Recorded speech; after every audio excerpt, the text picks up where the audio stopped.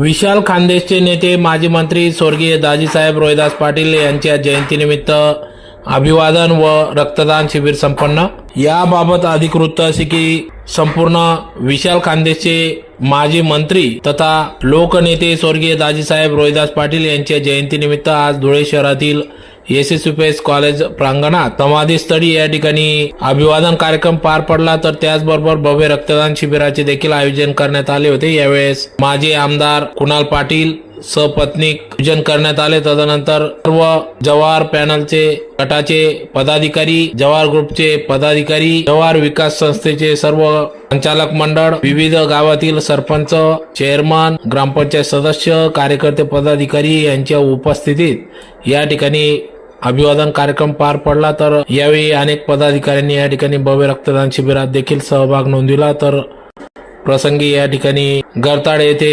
नवनिर्वाचित चेअरमन, विविध कार्यकारी सोसायटी चेअरमन कैलास पाटील यांची बिनविरोध निवड झाल्याने, चेअरमनपदी बिनविरोध निवड झाल्याने या ठिकाणी त्यांचा सत्कार माजी आमदार कुणाल पाटील व त्यांच्या सहकाऱ्यांच्या उपस्थितीत सत्कार करण्यात आला। यावेळी सर्व संचालक मंडळ उपस्थित होते।